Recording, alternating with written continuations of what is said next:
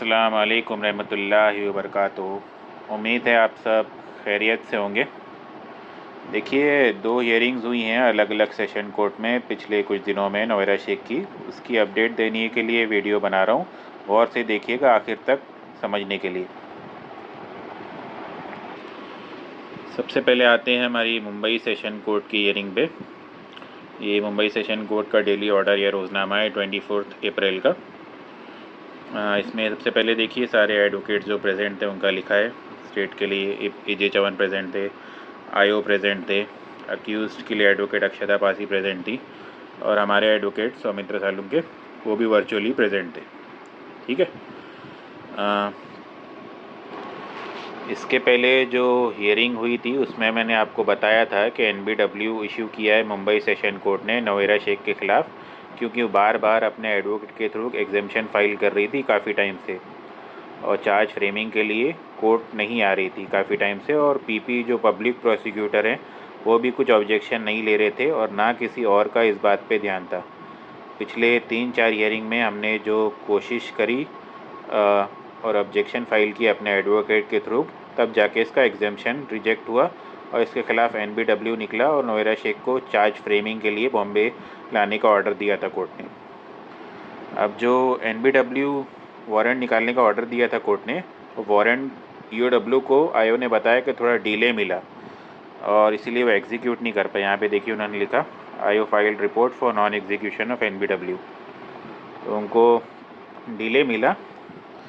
क्या होता है ना, कोर्ट मास्टर या क्लर्क होते हैं ना, वो जज का ऑर्डर देने के बाद NBW प्रिपेयर करके सेंड करते हैं कंसर्न पुलिस स्टेशन को, तो उनसे शायद डिले हुआ सेंड करने में, तो पुलिस को भी इसीलिए लेट मिला। तो जो IO हैं उन्होंने प्रेजेंट थे हियरिंग में, उन्होंने बताया 4-5 दिन पहले ही हमें वारंट मिला, इसलिए उन्होंने और टाइम मांगा कोर्ट से। और हमारे एडवोकेट भी जो प्रेजेंट थे उन्होंने भी सुप्रीम कोर्ट का ऑर्डर बताया कि हैदराबाद ने भी नौयरा शेख को सरेंडर करने का ऑर्डर दिया गया था, पर इसने सरेंडर नहीं करी अब तक, और सुप्रीम कोर्ट ने भी NBW निकालने को कहा है। तो जज ने दोनों की बात सुनी और वापस से NBW री इशू करने का ऑर्डर दिया, डेट एक्सटेंड करके। ठीक है, reissue NBW by extending the date, और फिर कहा अगले हियरिंग पे हमको इसकी रिपोर्ट दो। और फिर बाद में देखिए जो EOW के IO ने ना, उन्हें एग्जिबिट 99 का रिप्लाई फाइल किया। जो लेट कंप्लेंट ज्वाइन हुए ना पिछले 1 साल में, उनकी लिस्ट सबमिट की 173 लोगों की कोर्ट में। एक्चुअली इसको समझने के लिए आपको पिछली हियरिंग का भी थोड़ा ऑर्डर देखना पड़ेगा, आपको दिखाता हूँ।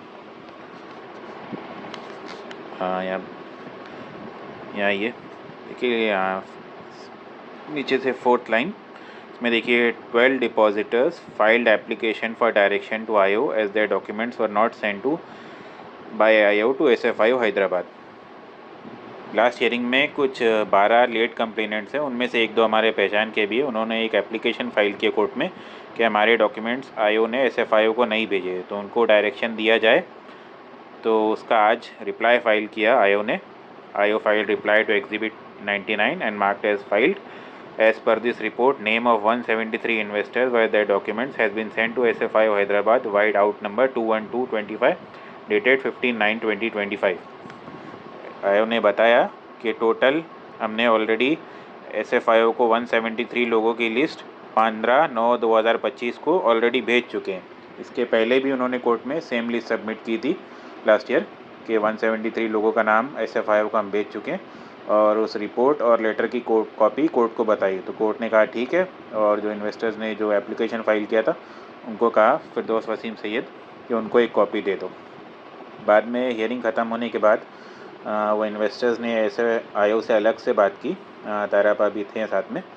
तो उन्होंने पूछा कि SFIO को सर हमारा नाम भेज दिया आपने, लेकिन SFIO क्या अपना हमारा नाम इंक्लूड करेगी अपने लिस्ट में? तो उन्होंने बताया देखिए सेशन कोर्ट ने ऑर्डर दिया था, तो हमारा काम था आपका नाम EOW के लिस्ट में ऐड करना और SFIO को फॉरवर्ड करना, तो वो हमने कर दिया है। आगे SFIO क्या करेगी हम उनको नहीं बोल सकते, क्योंकि हमारे अंडर काम नहीं करते, वो सुप्रीम कोर्ट के ऑर्डर पे काम करते हैं। मैंने भी लेट कंप्लेनेंट्स को कुछ टाइम पहले यही बात बताया था कि आपको इंक्लूड फाइनली किया जाएगा या नहीं किया जाएगा, ये सुप्रीम कोर्ट ही फाइनल डिसाइड करेगी, क्योंकि प्रॉपर्टीज़ लिक्विडेशन और क्लेम्स का पूरा प्रोसेस सुप्रीम कोर्ट के ऑर्डर पे ही हो रहा है। ठीक है, तो ये स्टेटस है आप लेट कंप्लेनेंट्स का। और कुछ आपको डिटेल्स चाहिए, क्लैरिटी चाहिए, तो वो 173 लोगों की यह लिस्ट चाहिए, अपना नाम चेक करना है, तो जाके आप EOW के आए हो गार्डिकर साहब से मिल सकते हैं। ओके, अब आते हैं ईडी के केस पे जो PMLA कोर्ट नामपल्ली हैदराबाद में चल रहा है, जहाँ नवेरा शेख को सरेंडर करना था पर उसने किया नहीं और झूठ फैलाया कि मैं जेल गई थी, पर उन लोगों ने वापस कर दिया बोल के ऐसे कि सुप्रीम कोर्ट का ऐसा कोई ऑर्डर नहीं है कि आपको यहाँ पे सरेंडर करना है।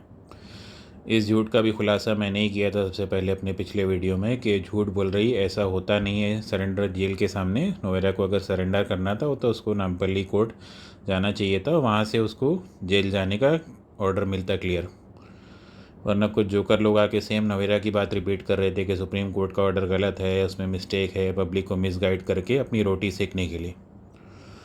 खैर देखिए, अभी 2 दिन पहले हियरिंग हुई थी और ईडी के एडवोकेट के रिक्वेस्ट पे 30 तारीख की हियरिंग की डेट दी है वहाँ नामपल्ली कोर्ट ने, तो 30 अप्रैल को नेक्स्ट डेट है वहाँ पे।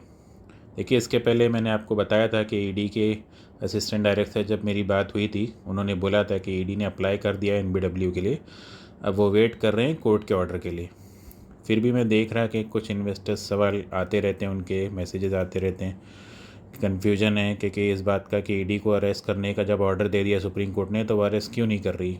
देखिए, सबसे पहले समझिए सुप्रीम कोर्ट के ऑर्डर को।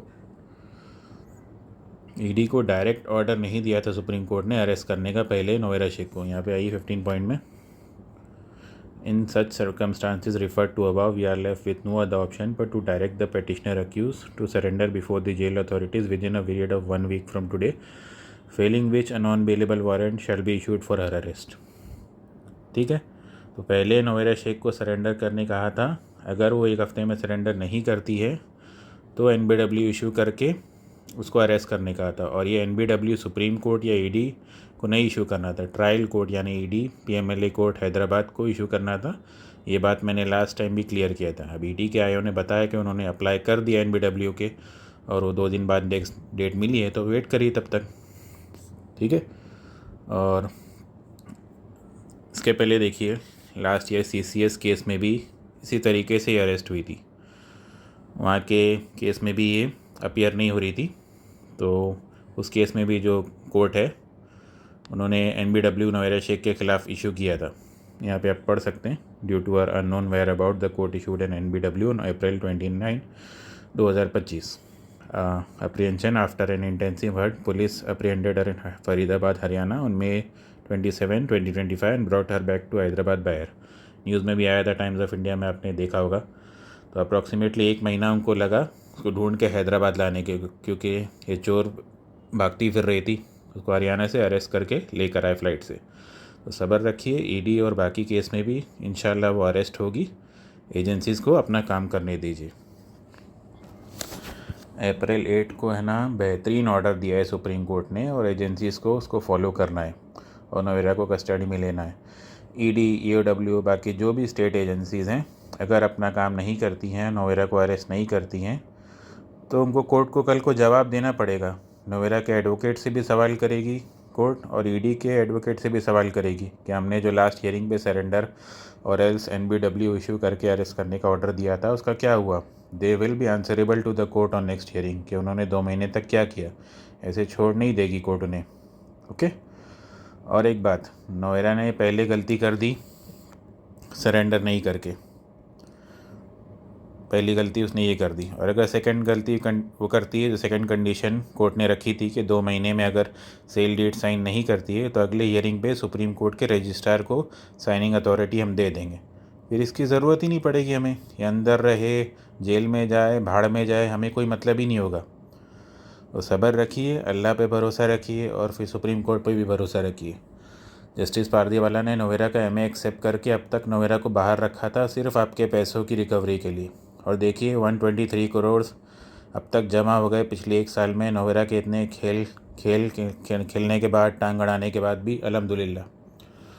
और अगर ये MA रिजेक्ट कर देते सुप्रीम कोर्ट जस्टिस पारदीवाला, तो पहले दिन तो 1 रुपया भी आपके लिए अब तक जमा नहीं हुआ होता। नोएरा शेख को इतने साल तक मौका दिया कोर्ट ने, उसने 1 रुपया भी जमा किया नहीं, फिर भी देखिए अल्हम्दुलिल्लाह ऑक्शन से पिछले 1 साल में कम 30% अप्रॉक्सीमेटली आपका अमाउंट जमा हो गया कोर्ट में, जो आपको आगे इंशाल्लाह मिलेगा। हमारी भी यही प्रायोरिटी है कि इन्वेस्टर्स को उनका पैसा मिले, और हमने भी काउंटर किया इस औरत को अपने तरफ से जो हमारे हाथ में था। इसका इलीगल सेल ऑफ प्रॉपर्टीज़ को रिपोर्ट करना, लेटर्स लिखना, डिपार्टमेंट को विज़िट करना, सेशन कोर्ट में इसके एप्लीकेशंस को अपोज करना, और अल्हम्दुलिल्लाह हम कामयाब हो इन सब में। तो सब्र करें और आगे भी हमारी कोशिश कामयाब हो और आपको आपके मेहनत के पैसे मिल सके, इसकी दुआ करें। और कोई भी बेकार की फालतू बातों में ध्यान ना दें। मैंने लास्ट टाइम भी कहा था, एक कान से सुन के दूसरे से निकाल दे। सिर्फ फोकस रखना है कोर्ट के ऑर्डर्स पे, और कोई इंपॉर्टेंट और अपडेट होगी तो आपको ज़रूर हमारे चैनल पे या ग्रुप में ज़रूर देंगे। ठीक है, अल्लाह हाफिज़। और इस वीडियो को ज़्यादा से ज़्यादा शेयर करें कि सही इन्फॉर्मेशन लोगों तक पहुँचे।